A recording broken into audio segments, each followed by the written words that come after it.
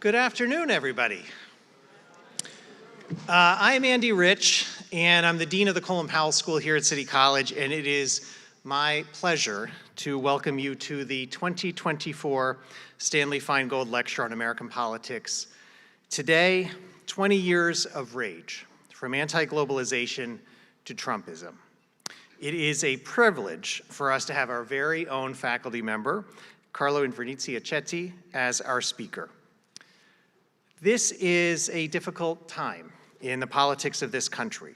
We are less than a week out from national elections that divided the electorate. For some, the sweeping victory by Donald Trump and the Republicans is surprising. For many, it is deeply troubling. What does it represent with respect to the political views of the American people, their grievances, and their expectations for change? And what will it mean for our future as a nation and for the people of this nation, especially the most vulnerable and marginalized among us? We could not have predicted the precise outcomes of the elections when we planned this event several months ago, but we did know something about the politics of this nation, and we knew this would be a moment for reflection, to consider this election against currents that have been building in our politics and our society for decades, and that it would be a good moment to consider what's happening in the United States as part of global trends, movements for change.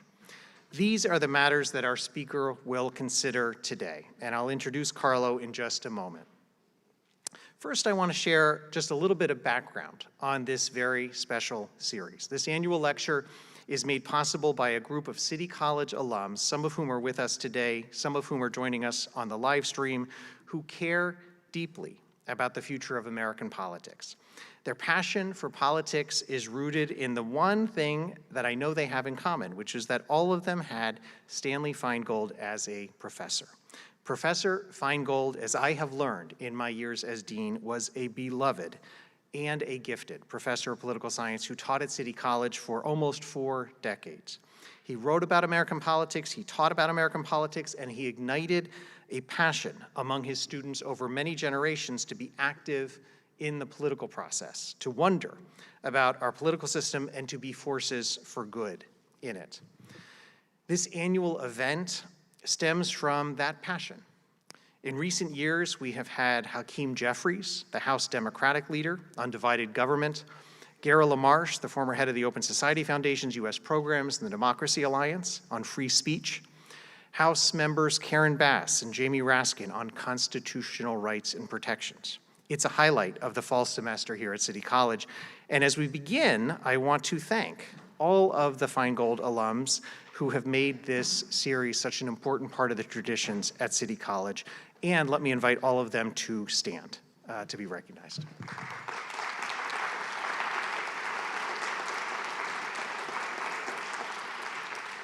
Thank you. Thank you for what you do. Thank you for being here. And again, I know that there are many online who are also watching, and we thank all of you well. I want to especially thank, for their help on this year's event, Paul Bergman and Anita Altman, who have just worked so closely with us to make this afternoon a success. And I also want to acknowledge Fumiko Feingold, Professor Feingold's widow, who is with us today, Karen Feingold, his daughter, as well as Rich Deming, Karen's fiance. It is a privilege for us to be in relationship with a family and for us to remember what Mr. Feingold did for all of us here at City College. I want to turn it over to Anita Altman, a 1967 graduate of City College, a former student of Stanley Feingold, and Anita is going to share greetings from all of the Feingold alums.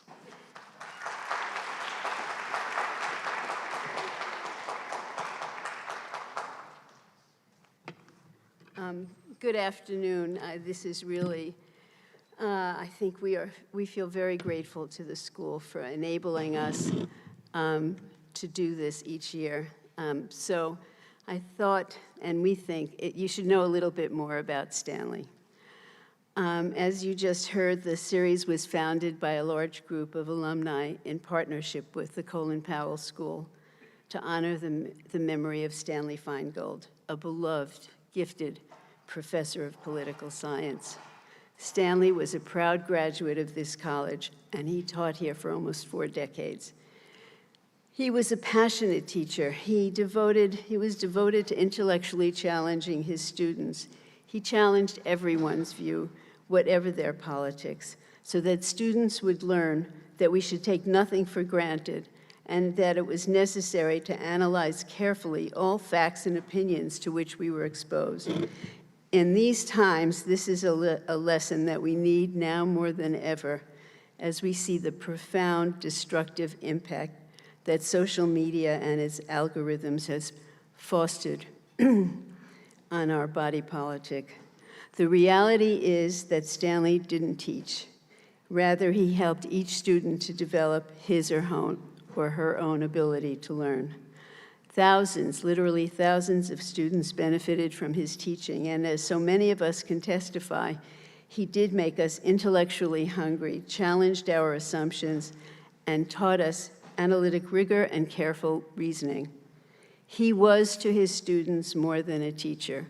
He was a mentor, inspiring us to live a life with integrity and intellectual honesty, and for so many of us to pursue lives of public service. After he left the college, students of Stanley had the opportunity and good fortune to build a close personal relationship with him. They were able to meet with him periodically for brown bag lunches, which were devoted to heated discussions on the issues of the day, some on a regular basis for over 35 years. For almost 2 decades, Stanley flew in from the West Coast where he had retired to attend them.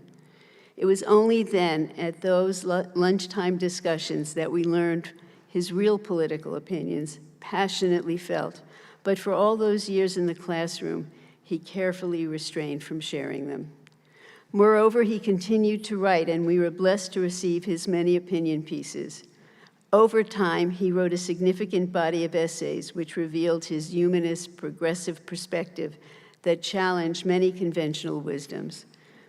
A link to Stanley's writings will be sent to you in a communication following this event in the hope that they will be more widely read, shared, and discussed. Finally, on behalf of my fellow alums, I want to express our profound appreciation for the most enthusiastic support of President Boudreaux, of Didi Mozaleski, the Senior VP for Institutional Advancement, and most especially to Dean Andy Rich and his staff, who have made it possible for us to honor our beloved teacher with the founding of this annual Stanley Feingold Lecture Series.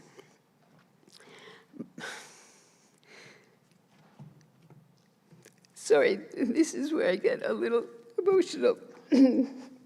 My only regret is that Stanley is not here to receive this honor, for which he would have felt both humbled and very grateful to this institution that he so dearly loved. I know, too, that we and his family are delighted that we're able to celebrate this man, who, for so many of us, we were able, with great fortune, to call our teacher and friend. Thank you.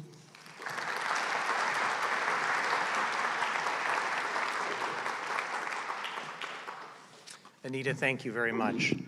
And I have to say, it's been a personal privilege for me over 5.5 years now as dean to get to know the Feingold alums, and in the course of that, to get to know Mr. Feingold himself and to realize the impact that faculty can have. And I know that many of the students in this room are in their first semester at City College, and I think I've encouraged this in prior years, but it feels really apt today to encourage you to go find your Professor Feingold on this campus. We're still here, and he's inspired many of us in his example, and I hope you will.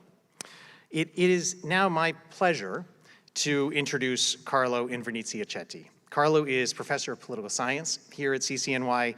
His research is at the point of intersection of democratic theory and comparative party politics, with a particular focus on Europe and the United States. He's published a number of books, including Technopopulism, The New Logic of Democratic Politics with Oxford University Press. He is a regular commentator on political affairs for everything from the New York Times and the Financial Times to The Guardian and La Repubblica. Carlo has another important title here at City College, and in this other title actually is indeed one of the people who emulates, I think, what Professor Feingold brought to this campus. He is the executive director of our new Moynihan Center. About 3 years ago, Carlo came to me with an idea, the possibilities for creating a new center at City College honoring the late Senator Daniel Patrick Moynihan, who's an alum of CCNY, and the center would support new voices and new leaders who could help to bridge the political divide.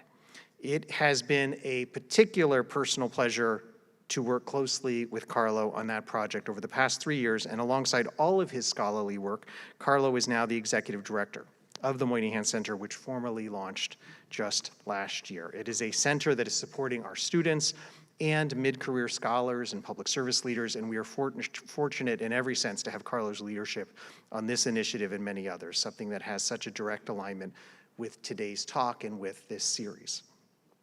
Carlo is going to share remarks for about 20-25 minutes, and then he will be joined by a discussant and moderator, Amina Fontanella Khan.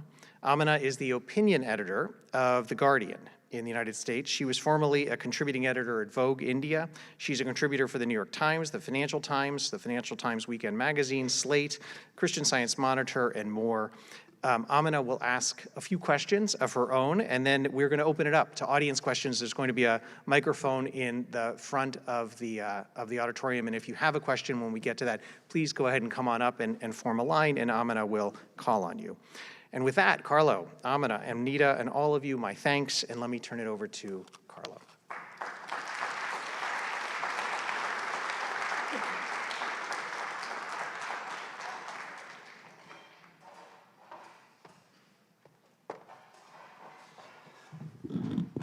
Hello, everybody. Welcome, and thank you for being here. It's an honor and a pleasure to give this lecture in the spirit of Professor Feingold. What I will be presenting is the main argument from a book that I recently published in Italy, in Italian, of the title of the same as this talk. And I'm currently in the process of translating and adapting to the US context, not least in light of the results of last week's election. So I very much look forward to sharing my ideas with you for that reason, and especially to your feedback and your questions, again, in the spirit of Professor Feingold. The topic of the book, the book is an attempt to understand what the German philosopher Hegel would call the Zeitgeist, or the spirit of our times. Or perhaps less ambitiously, to give a name to these turbulent years that we have been living since, let's say, more or less the beginning of the century, or the turn of the millennium. These have been turbulent times, for sure, and we have all lived through them. So for many of people in this room, maybe most of their lives have been these past 20, 25 years. So I don't think it's necessary for me to start by recounting everything that happened, but what I will do is start by giving a sense of some of the most salient events of these 2 decades that are the main object of my analysis. And then also, even before that, comparing them to how life felt in that period a little bit before, for contrast, because it was not always thus. So in preparing for this lecture, I actually had the opportunity of looking over again on YouTube the inaugural speech that President Bill Clinton gave upon taking office in 1992, which really is a document from another time. Because as you may remember, at that time, it was the end of the fall of the Berlin Wall, the end of the Cold War, and the spirit that exudes, if you have a chance of looking at that speech, from the speech is, yep, we did it, we won, it's over now, it's just a matter of promoting the model of America across the world, a model based on capitalism and democracy and the promise of globalization. So it was a very optimistic and self-confident time that has been described by some, like American political scientist Francis Fukuyama, the end of history. It felt like a good moment that we were optimistic about.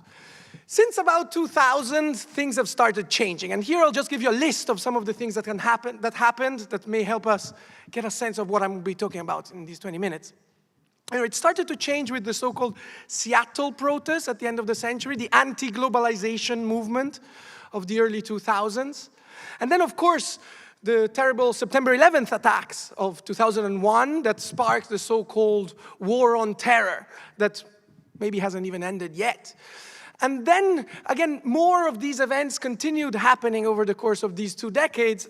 I'm just giving a list to give a sense of perspective. In 2003, there were in 2005, the so-called riots in the French banlieues around Paris, and soon after the no to the proposed European constitutional referendum. Then 2008 to 2011, the Great Recession sparked a number of protest movements across the world. The Indignados movement in Spain, Occupy Wall Street in the United States, the no to the proposed memorandum of reforms to Greece, the OCHI in the referendum. And then again, this 2 decades keeps accelerating. 2016 has been described as the annus horribilis because of first the vote for Brexit and then the first election of Donald Trump as president, which also sparked a number of protest movements in this country especially. Me Too, Black Lives Matter, the so-called Fridays for Future led by Greta Thunberg. In France, the Gilets jaunes. But it doesn't end. It just keeps accelerating more and more until up to very recently, of course, the campus protests over the events in Israel and Gaza, and up to the election of last Tuesday. So the question of my book is, of course, all of these events have a particular history and their own specificities, but is there a common thread? Is there something running through these 2 decades that can help us define a spirit of the times, a zeitgeist? And the argument I make is that if there is such a zeitgeist, it's not at the level of actors or at the level of goals. All of the actors that were involved in these activities were different from each other, and their goals were very different from one another too. But it's at the emotional level. It's at the level of the mood of the times that it's different from the end of history. And I guess the argument of the book is that if there is such a mood today, it's a mood of anger or rage against political institutions. And in this sense, these can be described as 20 or 25 years of rage, or as the raging 20. And to convince you of that, in the remaining, I guess now 15 minutes, what I want to do is briefly talk a little bit, following the structure of the book, first of what is rage, and why do I think it's an adequate emotion to capture the spirit of our times. Then I'll talk a little bit about why I think so many people, so many different people have been so angry at political institutions over these 2 decades. And then I'll end talking a little bit about the responses that have been given by our political systems to this rage, and why I think that instead of mitigating it, they've actually contributed in further exacerbating it. All right, so what is rage? To answer this question, in my book, I turn to what I know best, which is also what I teach here at City College, which is the history of Western political philosophy.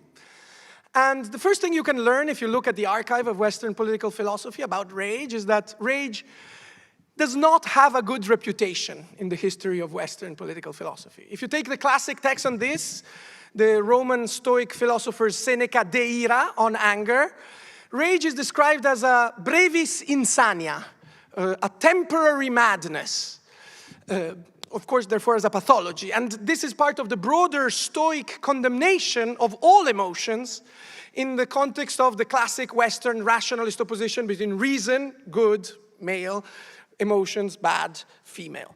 And so that's part of our tradition, of course.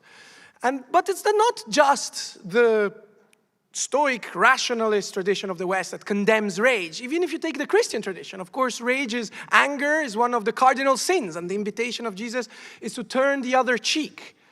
And this perpetual condemnation of rage continues even into early modernity. If you take early bourgeois morality, there was that opposition between the passions and the interests. And the idea was that rage, if you read, for instance, Montesquieu, is associated with war, and therefore bad, whereas interest, rational pursuit of one's own interests, is associated with trade, and therefore good, le doux commerce.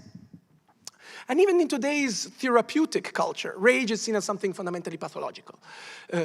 You may know that your employers or the court systems can prescribe courses in anger management, showing that anger is something that needs to be repressed and controlled. So the pattern is clear. Rage is pathological, irrational, bad. And I think this is a problem if we want to understand the present time, because if we start from a concept that already judges each object in that way, I think here we can see many of the echoes of how all of these movements I talked about have often been dismissed and belittled by the existing establishment, by being described as manifestations of an irrational rage. And I think that's not a very good way to understand the present, because the irrational cannot, by definition, be understood.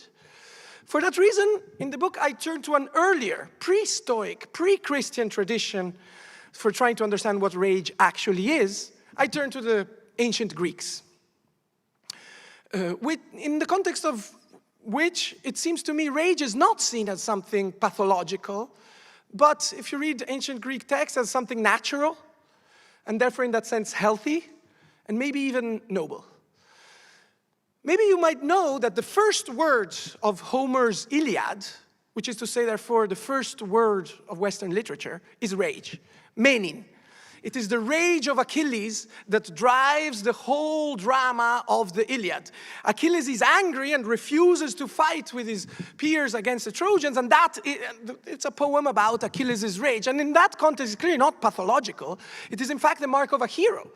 It's important to be able to feel rage, and that is a virtue of Achilles, the hero. So much so that in a commentary on this that he gives in the Rhetoric, Aristotle even goes as far as to say that the incapacity to feel rage is the mark of a slave. If you're not able to get angry when you see an injustice, then you're not worthy of being, in Aristotle's case, a democratic citizen. Citizens need to be able to get angry in the face of injustice. And so there's nothing pathological with that. That's why I want to go back to this tradition to try to understand from a non-pathologizing perspective the present time. So why is Achilles angry? And I think there is an important key to understand the present time. If you remember the story, Achilles is angry because Agamemnon, the king of the Greeks, has taken his slave, Briseis, that he had conquered in battle. But what's important to understand about this is that Achilles is not angry because this theft has made him poorer. In fact, Agamemnon tells him you can have any slave you want, even more slaves. Achilles is angry because he said, I have been treated like any foreigner. I have been treated like any foreigner. And I think here there is an interesting key to understanding the present day. What makes Achilles angry is a sense of being slighted, a sense of offense to his status, to his dignity. The great hero has been treated like any foreigner. So it's an offense to his dignity, to his status, to his sense of worth. The common theme behind all of these things is that it points to a dimension of recognition. People get angry when they don't feel recognized by others in the level of dignity or status that they believe to have. And here I think there is a key for understanding the present-day anger, because if we turn to many of the slogans that have marked these turbulent 20 years of rage, America first, make America great again, Allah is great, Black Lives Matter, Me Too, or the yellow vests of those who were protesting in France, which are there to be seen, is what you use to be seen. None of these slogans actually point, it seems to me, to some economic, socioeconomic demands. They all point to this dimension of recognition of one's own status. They point to the dimension of people want to be treated how they believe their dignity. People want to be treated with dignity. Black Lives Matter. And in that sense, rage stems from an affront to somebody's dignity, and this is at the heart. A lot of people in our present day feel invisible, unseen, undignified, and that's why they're angry. Even more so, I dare say, than because of some socioeconomic types of revendications. That's rage. That's how Aristotle and Achilles teach us to think about rage. So if that's the case, why are so many people angry? Why do so many people feel invisible to the point of wearing yellow vests to be seen, to be saying, me too? Here, I'm moving to the second part of my talk. I drew inspiration from another philosopher in our tradition, again, Hegel, who has a point in the phenomenology of spirit that is at the core of my argument. And his point is that recognition, the way you are seen by others, is not something that can be given to you by the state or by one citizen to another. Recognition is something that can only be obtained in the first person through a struggle. And that is this famous struggle for recognition that Hegel talks about in the philosophy of right. Or in the phenomenology of spirit, excuse me, and in the philosophy of right. But so there's this idea that struggle, political struggle in particular, is not only good for the material goods that you can get through the struggle. There is a dignity in the struggle that happens because through the struggle you're transformed as a subject and become the kind of subject that is worthy of recognition. So the struggle itself, the participation in politics, is what makes you become worthy of the recognition and makes you feel recognized by the struggle independently of whatever you gain through the struggle.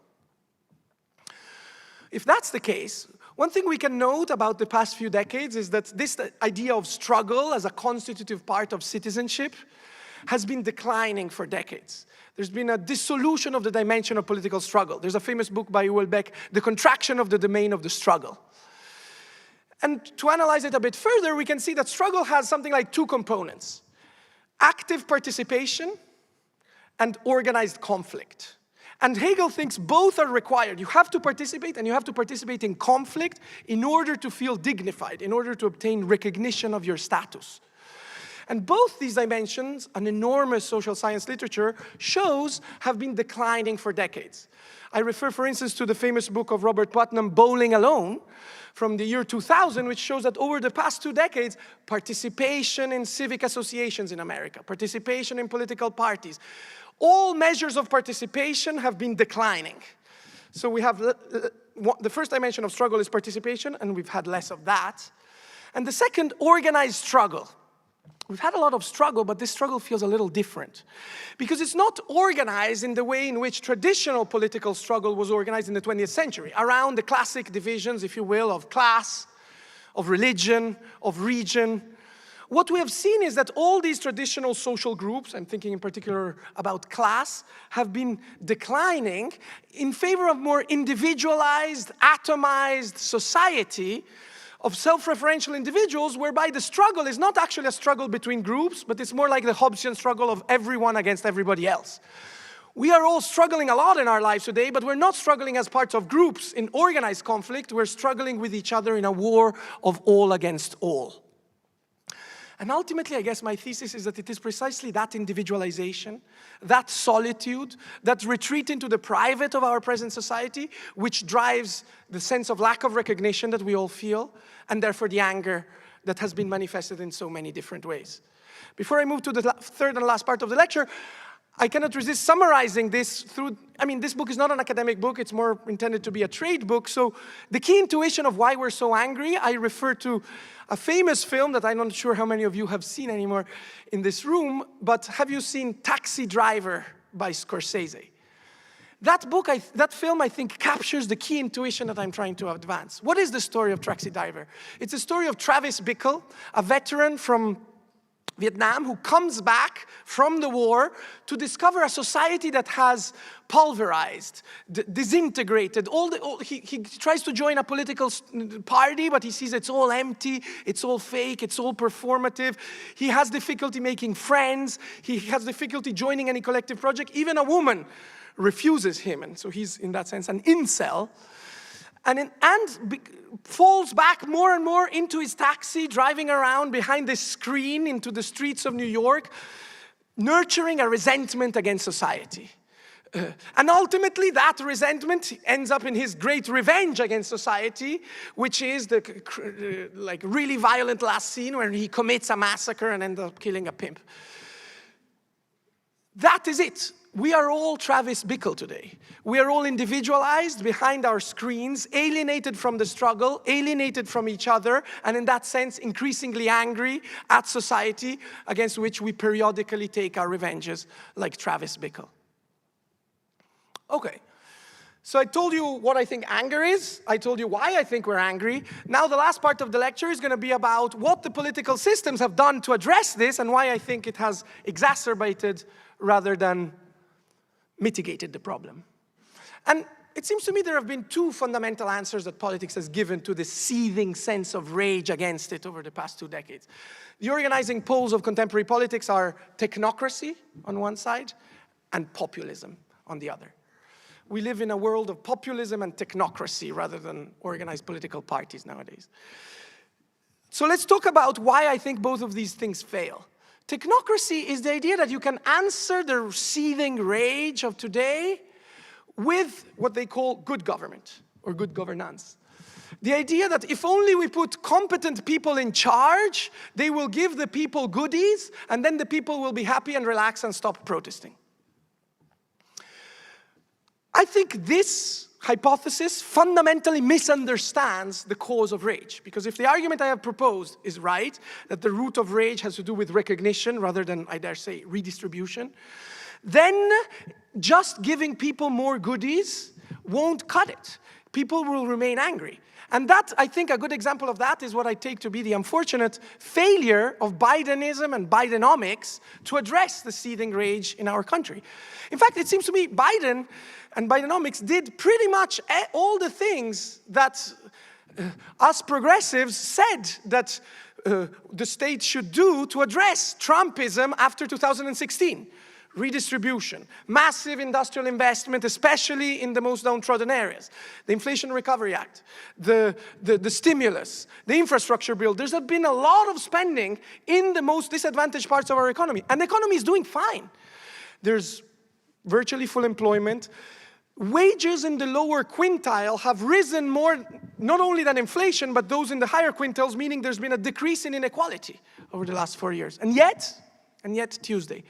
So that doesn't work, because this idea that giving goodies from above is somehow going to resolve the people's rage doesn't quite get to the root of the problem, which is this desire for struggle, desire for participation, desire for recognition that is at the heart of contemporary rage. Populism, on the other hand, it seems to me, understands the root of the rage, understands very well why people are so angry and can relate to that. America First answers the sense of having been put second, the sense of having been declassed, of one's status having been brought down. And all of the other slogans too, but the most famous is one from not the most famous, but the most effective for me in this context is one from a political party in Italy, where I come from, the 5-Star Movement, whose slogan was "Uno vale uno." Everyone is worth one. I think that Beppe Grillo understood that that's the root. People want to matter. And populism promises to answer that desire for dignity that is at the heart of contemporary rage. But in my opinion, ultimately, so even though they diagnose the proper problem correctly, the answer that populism gives is, in my opinion, inadequate and ultimately counterproductive too. Because what populism is and what populism does is the attempt to transfer this desire for struggle and participation from the people who feel it to this figure of a charismatic leader that fights on your behalf. What does Trump say? Fight, fight, fight. So there's some kind of giving over of your struggle. Trump's struggle is all of our struggles. And in that sense, people feel hope that he's going to give answers to our feeling of lack of recognition, but ultimately it doesn't work, because you cannot struggle on behalf of somebody else. If the whole point is that struggle requires active participation, populism actually supposes a rather passive electorate that gives over their powers to the leader, the charismatic leader that fights on their behalf. And therefore ultimately ends up summoning the rage, identifying it, but is incapable of channeling it and giving it a political resolution. In my country, we've seen this very clearly with the whole sort of roller coaster of different populisms that we've had with Berlusconi, with Grillo, with the League of the North. And I think something similar may unfortunately happen in the United States too, with this circus of populists who are always going to try to summon the rage, but are ultimately incapable of answering it, because they want to take it upon themselves to fight, rather than allowing for an organized struggle from below. So neither populism nor technocracy works. I don't have an answer of how we solve this problem of the secular decline of political struggle. But one thing I know is unless we get out of this binary between populism and technocracy, if you're really angry, get organized, and that's going to be the way out of it. Thank you very much.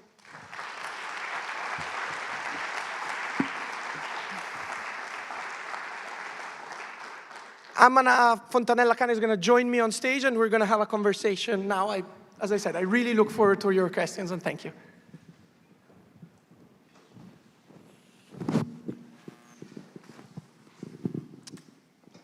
Thank you very much for that, Carlo. That was a really interesting talk. I must say is it Years of Rage? I think that's really catchy. I can't wait to, the raging 20s. Yeah, can't wait to tell my kids about, my years in the raging 20s. So you had this amazing quote, I'm paraphrasing, but it was, if you don't feel rage, then you're a slave. Who was it that said that? Aristotle. Aristotle. So is rage good? I believe with Achilles and with Aristotle that rage is the beginning of politicization. Rage is the beginning of how you become interested in politics, but I also believe that it's not enough. It's the start. Hannah Arendt, another political theorist I love a lot, drew a distinction between liberation and freedom. There's a distinction between the struggle for liberation, removing some form of oppression, and then constituting freedom. I think rage is good for liberation. It's a good way to get out of an oppressive condition, but it's really bad at then constituting a political order where we can actually have freedom. So there needs to be some political way of channeling this rage into something more productive. If you notice, all of these movements from the past, anti-globalization, I forgot to mention the no-vax in 2020, have all been based on no. Rage is a big no. And it's good to say no to injustice, but then there's the question of what are you going to say yes to, and that I don't think rage is good at answering. Mm-hmm. It's interesting. You in your talk, you really like foregrounding recognition. More so than economic conditions. You're saying that this is kind of really sort of animating the rage that we're seeing. You're saying the economy is fine. I'd probably want to push back a little bit. I think that for many. Many people are struggling. I think Piketty has described that we're living in sort of a new gilded era. What is your definition when you say that we're doing materially well? Like, how do you define that? And what would you say to people that are who would challenge that and say, actually, no, we're really not doing fine, and economically people are actually struggling, despite the fact that maybe compared to like other historical periods are relatively better, but obviously if you were born today, you're not comparing yourself to someone who lived 100 years ago. So what's your answer to? Yes, thank you. Look, let me say two things in response to that. The first is that I do not mean to deny the importance of socioeconomic factors in determining political outcomes. What I want to do is emphasize other factors that may be at play too.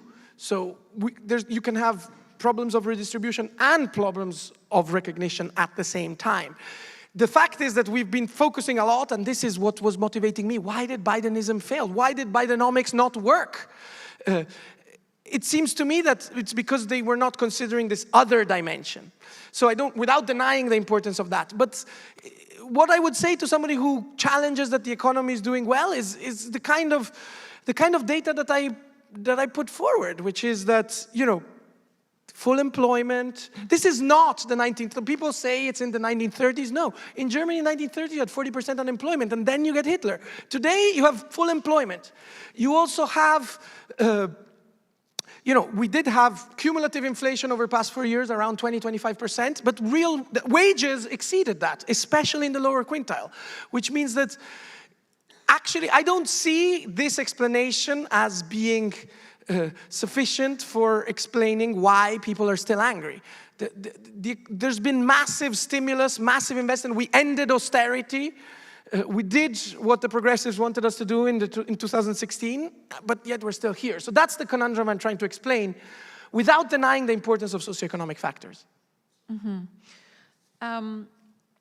Yeah, I mean, it's interesting also just, looking at recognition and the desire for political participation. I wanted to sort of get you to speak to the relationship between political struggle and recognition and economic and material well-being, because the two clearly go hand in hand, right? Like, it was thanks to unions and protests and mobilization that we got minimum wage, that we got the end of segregation, Jim Crow, that we got just a huge increase in our standard of living. So the two clearly are related. Right, so this goes, agreed. I think the mistake would be to separate economics from the symbolic dimension of recognition. So while I want to emphasize the importance of the latter, I don't want to deny the importance of the former, and I think the example you point to really makes that point well. Struggle produces both. If you are organized and you organize well, you can get material benefits from it, but in my opinion, you can also get something more and maybe more worthwhile than a bit more wealth, which is a sense of dignity, a sense that you matter as a citizen, and that being part of politics is what makes you worthy of being part of politics.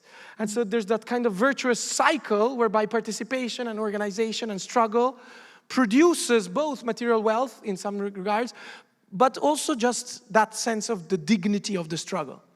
Can you speak a little bit to what, like, how you picture, like, what this dignity, like what it feels like, what it actually looks like to someone who's involved in political struggle? Right, I'll give you an example from my country, which I know better, but I'm learning about America. So if you took a worker in a factory in the 1970s in Italy, let's say he worked for Fiat, which is now Chrysler, he was compared to a no-vaxxer of today, I think immeasurably, absolutely poor. The number of calories he ate, the number of trips abroad he took, like whatever absolute measure of wealth that you had in the 1970s, a worker in the 70s was poorer than a worker today. But I don't think that worker was that angry. I don't think they felt so invisible and disaffected. Why? Because if he was in Italy, he probably had a card of the Italian Communist Party. He probably participated in a church that went there every Sunday. He was part of an organized struggle, that struggle over class, over religion, over region, that are the types of struggle that are lost today. And that's why the no-vaxxer is richer today, but alienated from society, alienated from politics, and for that reason, angrier. But that worker in the 70s, saw the post-war boom, right? Like, just saw his life just getting better and better and better. So wouldn't that also... No, I was saying, right. He was better off than in the 40s, but he's much worse than today. So why is it that people who are much better off today are still angry, or more angry than they were in the 70s? That's the question I'm trying to answer. We've seen comparable levels of growth from the 70s to the 40s, and today relative to the 70s. People are just iPhones, flights. Like, it's a different society. It's a much more consumer wealthy society. Yeah, no, it's interesting when you were just sort of describing the isolationism, the isolation that people face, and the atomization, right, of our current era. It, like, is linked to technology and the internet and iPhones, etc. Can you speak a little bit more to that? Because obviously, it's also allowed people on Twitter to suddenly have, like, huge, just random people that never before would have mass audiences can reach millions of people, right? And so, which they could never have done in previous media eras, where you were just had, like, this one way direction of information. You're just passively, like, watching TV or passively listening to the radio, and now you can just get on your phone and tweet something, and potentially, the president of the United States might read it or retweet it because he does that kind of thing. So where does that kind of fit into this analysis? Right. This may be an unpopular opinion in this context, but I'm maybe a little bit old-fashioned, and I think that hacktivism or click revolution is not quite like organized struggle. That's why I like the metaphor of Travis Bickle behind his screen, which is in his case a taxi screen, but we're all behind our screens today. So a South Korean political philosopher called Hung Chung Bao talks about the difference between organized classes in the 70s and what we have today, which are swarms, where there is kind of collective action online where everybody tweets, but it's also fundamentally different because you remain isolated from everybody else. The participation is, first of all, much less costly. It's much easier to click your way to revolution, and it's not as socializing. You're separated from everybody else and you're doing it from the comfort of your home. And from that context, it's much easier to get alienated from others and to get angry at others.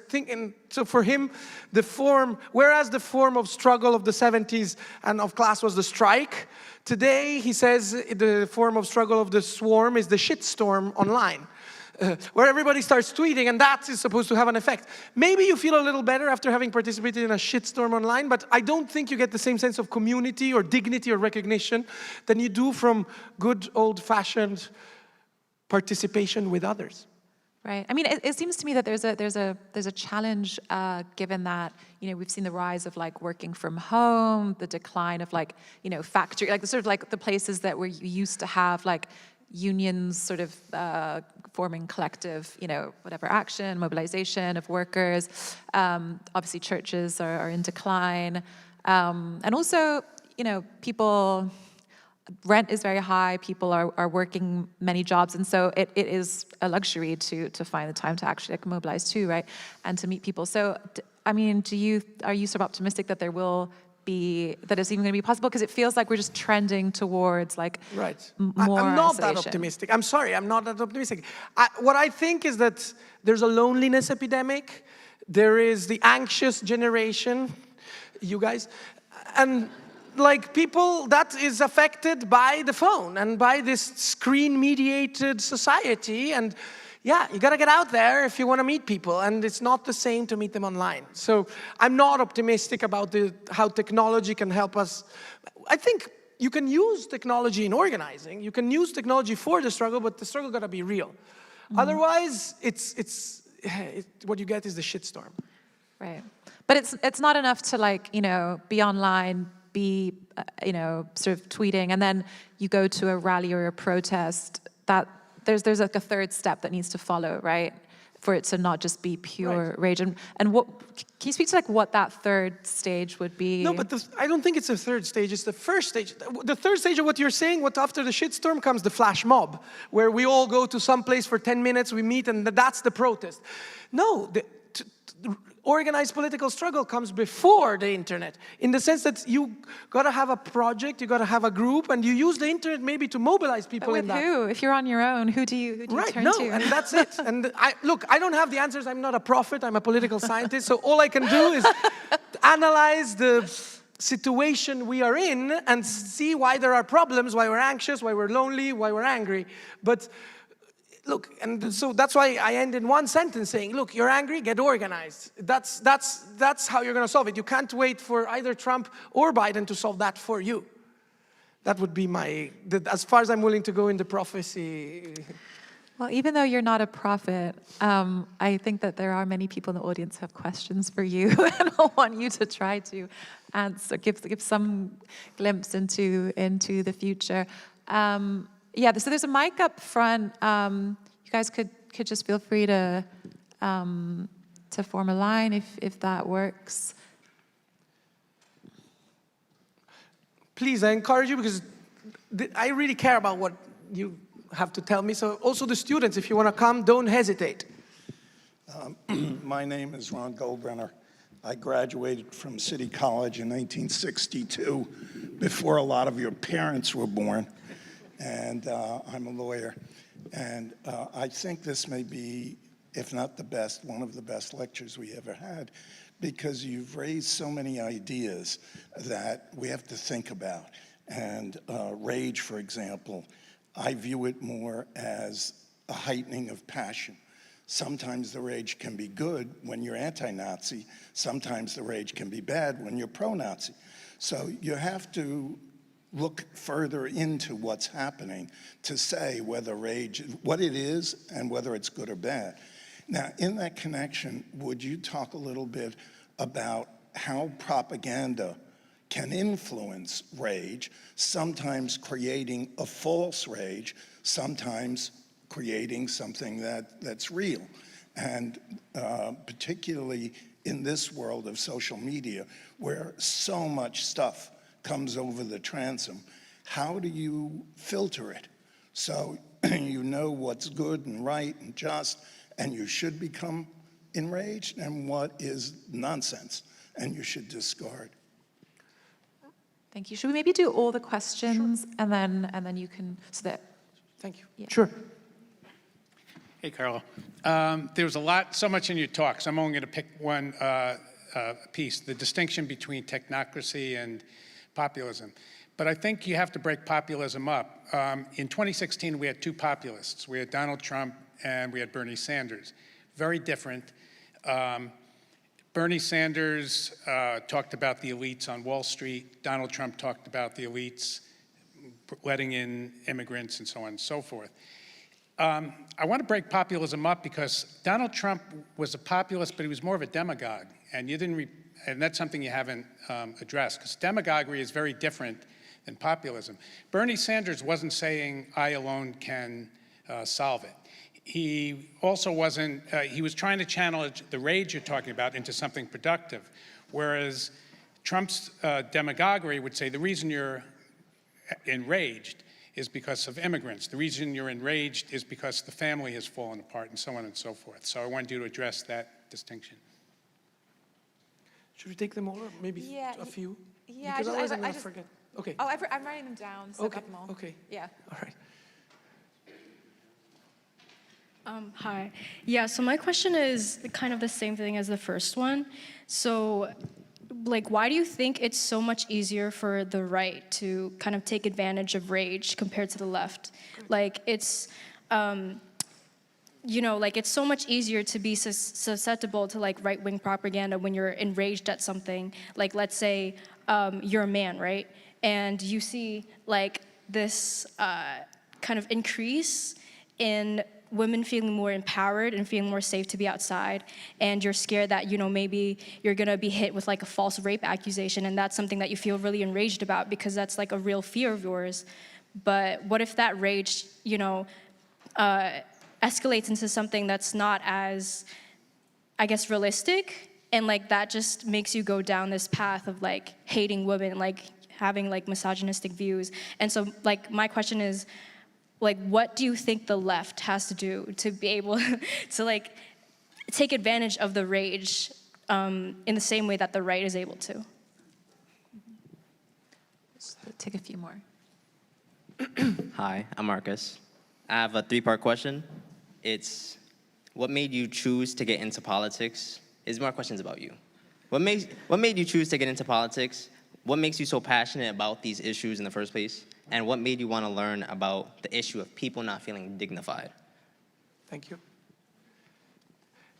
I really would, if I could answer a few, because I'm going to forget, and there's so many. Okay, sounds good. So I'll just remind everyone what the questions were. There was one about propaganda.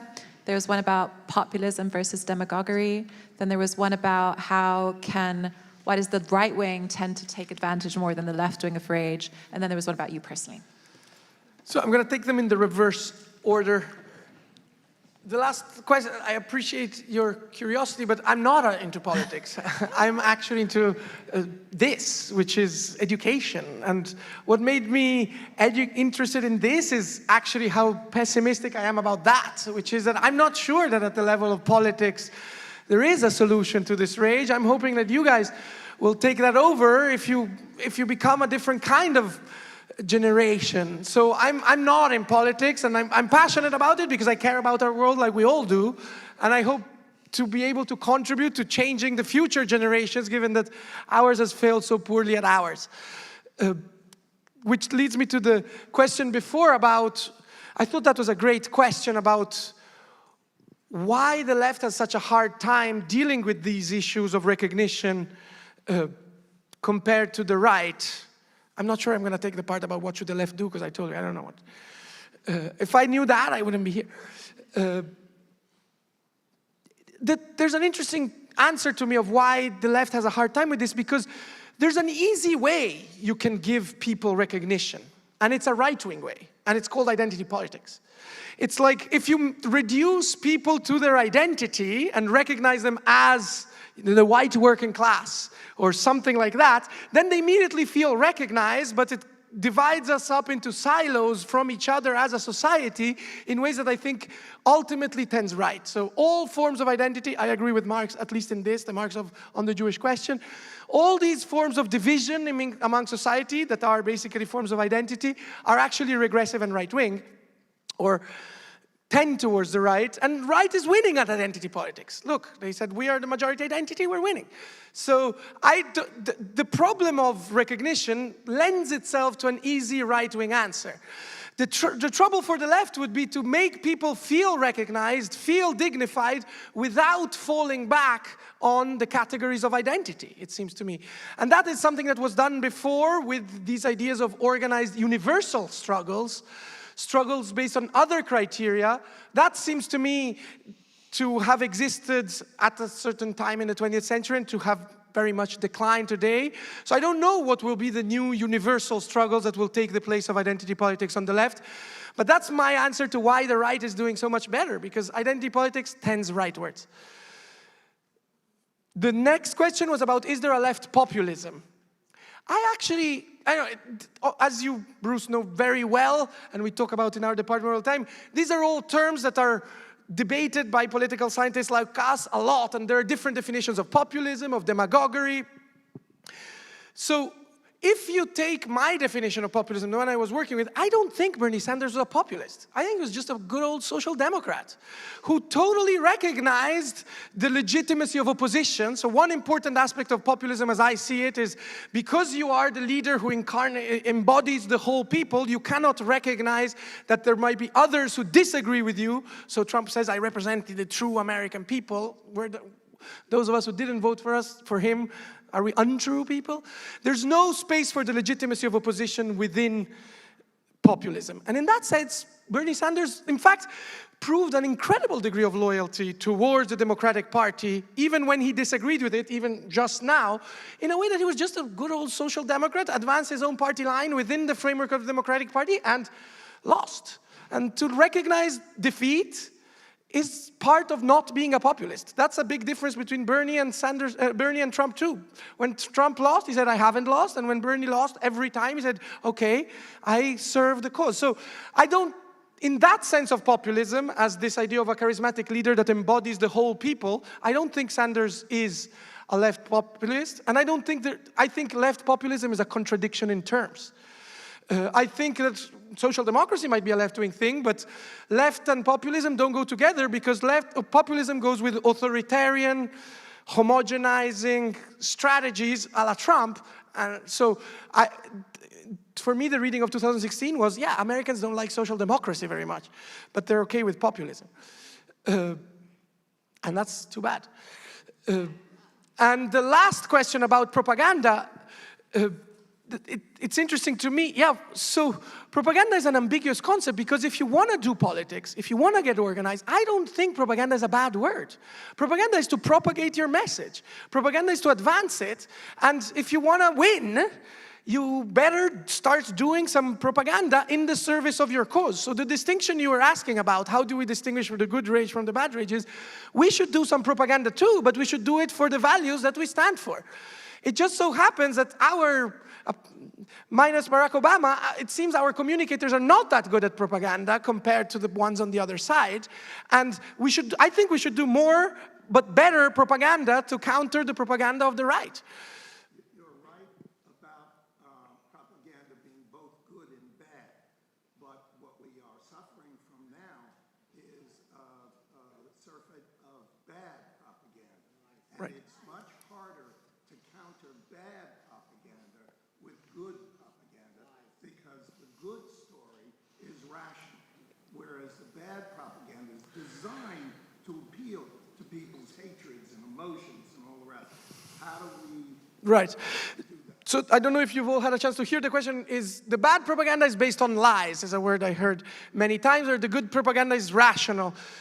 Again, whereas I think, emotionally in agreement with you, And I'm also sort of outraged by many of the lies that have been advanced by one of the two camps. I don't think that framing the political opposition in terms of we got the truth, we are rational, and they're emotional, and they lie, is going to bring us very far. I think that there's a conflict of values. We disagree about values, not about who has the truth. We both, like, I agree with Arendt in this too. Truth is not a very political category. Euclid was a great despot, Arendt said, because you can't found a politics of truth. Politics emerges when there is disagreement. And we have disagreement on values with the other side. I wouldn't claim that we have the truth, because automatically that's a populist position and a technocratic one for me, in the sense that you're discounting the opposition as immediately based on wrong things and lies. So the New York Times certainly agrees with you in the sense that from 2016 to 2020, they launched a whole truth campaign, and they were worried about post-truth. I see that as a losing game. I've never seen truth as a very powerful political category. You've got to appeal emotionally to a political project that is around values rather than truths. Because then you get what we have today, post-truth, and people disagree about facts. And it's really difficult to persuade others that ours are the right facts, because they think that theirs are the right facts. So for me, it's not about we have the truth and they have the lies. It's just we have different opinions, and let's struggle. Okay, very good recall, Carlo, on those questions. I was just testing your memory there. We're going to take a few, we only have a few more minutes left, so we're just going to take a few, and then maybe, Carlo, you can try to touch on whatever that comes. I'm Asa. I'm in your political theory class. I guess I want to focus on more specifically, you mentioned like loneliness. You also mentioned like incels and how this is like rising the anger. And I guess my main question is, how do we combat that loneliness that we're feeling? And is it just specifically social media that's causing this division, or is it also like the institutions in place, politics? Like, what else is causing this division, and how can we address this loneliness epidemic that's happening in my generation? Thank you. Hi, I'm Chloe. I'm also in your political theory class. I wanted to ask that I was really impacted by your statement that we need more than rage to go from liberation and constituting freedom. So my question is, how do you prevent rage turning into despair, especially in the results of the election, and how do we build that resilience to continue on to a goal that really kind of isn't defined? So that's my question. Thank you. Hey, Carlo. Great lecture. I'm from the Moynihan Center. My question was around participation in collectivized struggle and organized struggle. You mentioned it was a result of, the digital age and things like that. That was one of the causes. But I was wondering how much of a problem does the militarization of police in countries, especially the U.S., and the rise of authoritarianism and policies play in kind of what's it called, dissuading people from physically participating in protests and rallies, given that there's more of a threat to their existence now. Great. Thank you. Thank you. Hello, my name is Thayer Grimes. I wanted to ask what you believed capitalism's role was in the individualization of struggle. Do you believe that it's like a collective struggle of the working class people against the elites of society? Or do you think it's like an individualized struggle between each other? Great. Hello, my name's Abdul. I'm too tall for this. Yeah, so earlier in your monologue, you mentioned a worker in Italy who would be working in a factory, and you said how his life is much worse than a person's life today. But what we have seen over the last few generations, I would argue that society has digressed, as in the term that the difference between the 1%ers and the middle class is so large that it's hard to comprehend how big the difference is. Why is it that when these workers are showing rage by voting one party or the other, we are arguing which party is right? Why don't we see it as an effect of a long-standing institution being changed? Thank you. Hello, my name's Oscar, and my question was just, why do you think that this rage, specifically on the right, seems to fuel conspiracy theories online, like aliens, and why do you think it's so much more prevalent that this like basic distrust of the government in like all aspects, that they're hiding secrets from us as the American people, why do you think that that rage lends itself so perfectly to those ideas? Great. Hi, Carlo. My question is, you said you don't have a solution, but for people who are angry and feel rage to get together, organize, and find a way to be recognized and distinguished.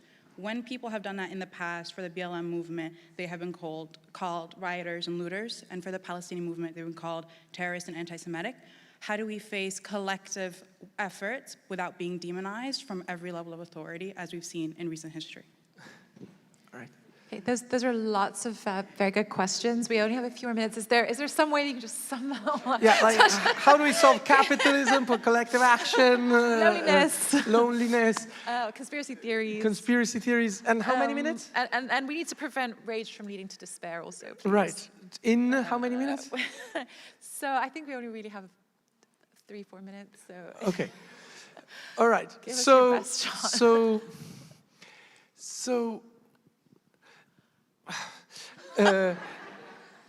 where to start? But okay, let's just reiterate a point I've been trying to make. I think the way out of rage cannot be that somebody comes in and saves you, right? It's through struggle that you come out of rage, because the dignity is in the struggle. So waiting for politicians to solve our problems ain't gonna cut it.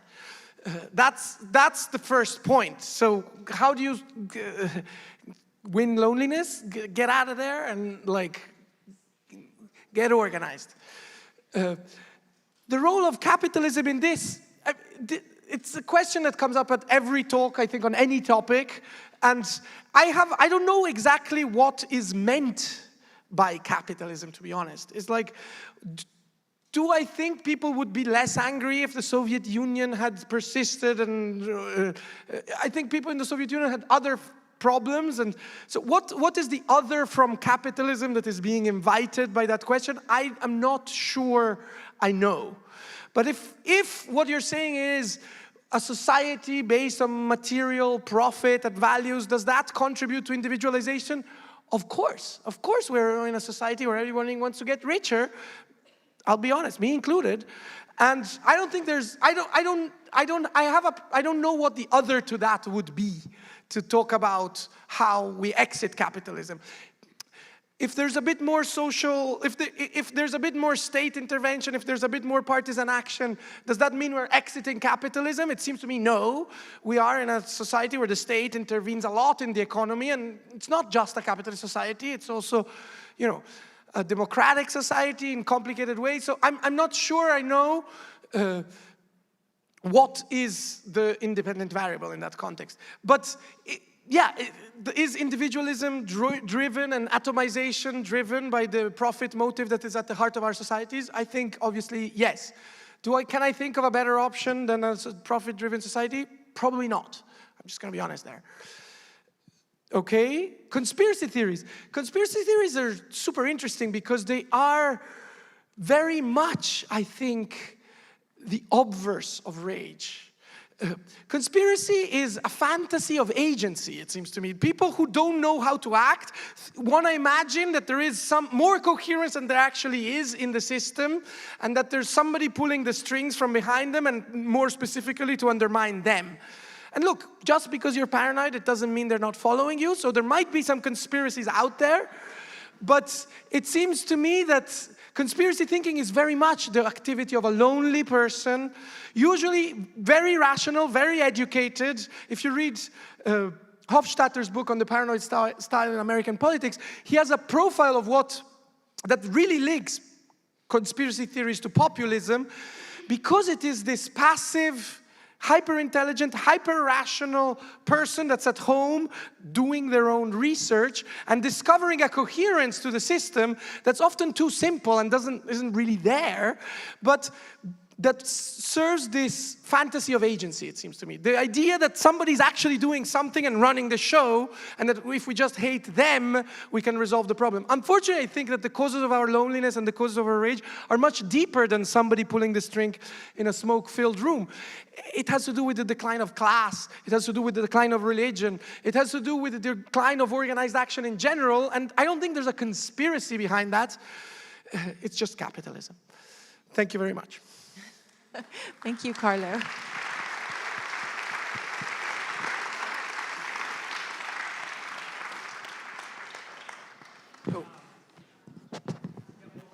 Invite another round of applause. That was a phenomenal lecture and a phenomenal conversation. And I think it leaves us so much to think about, and I'm happy to share that this has been recorded, not just live streamed, and we'll be sharing it so you can actually have a chance to ponder it and ruminate over it some more. And I want to thank all the students, everyone who asked questions, but particularly our students who asked really intelligent, smart, thoughtful, and engaging questions. Before we conclude, it is an honor for us to have the Feingold family with us today, and I have the privilege of inviting Karen Feingold, Stanley Feingold's daughter, to join us just for a moment to share some reflections on her dad and on this event.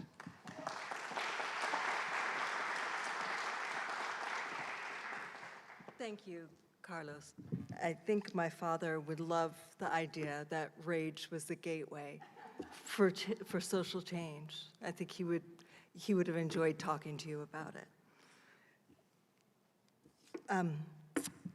A few days before Stanley died, my brothers and I lied to him.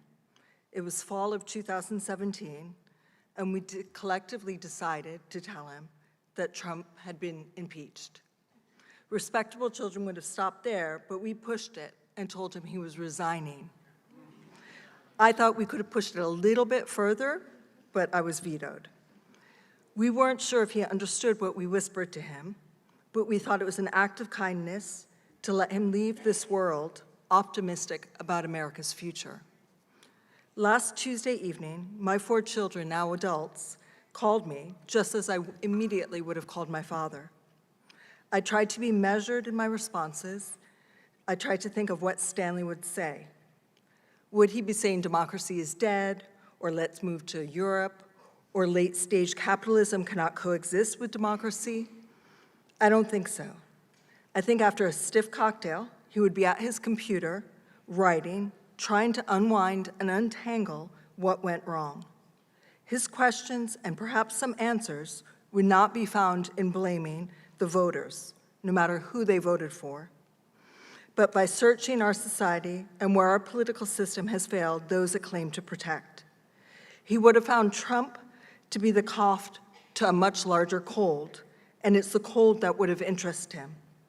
He was a hardcore atheist, and deities, self-proclaimed or otherwise, did not hold his interest. Stanley lived through world wars, the Depression, the loss of family from illnesses born from poverty, polio of the brain, McCarthyism, and much more. The next 4 years would have been part of this list, and he, as well as us, will overcome it. He was a believer in humankind and kindness, and he believed the youth would right the course of the mistakes of previous generations. He would be looking towards the students to lead us to a better tomorrow. Seeing this gathering today of his former students and present students studying at CCNY would have filled him with great hope. To all his students, thank you for the extreme joy that you gave him and your work to honor him in this lecture series. Thank you, Dean Rich, for your continued support. Most of all, thank you to all the professors and students who are actively doing the work to educate and enlighten us. Thank you.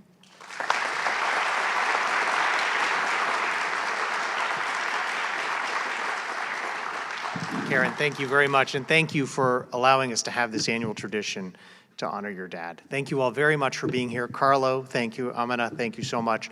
Thank you to all the alums of the Feingold era, and we wish great success to all of our current students in going out and finding yourself your Stanley Feingold.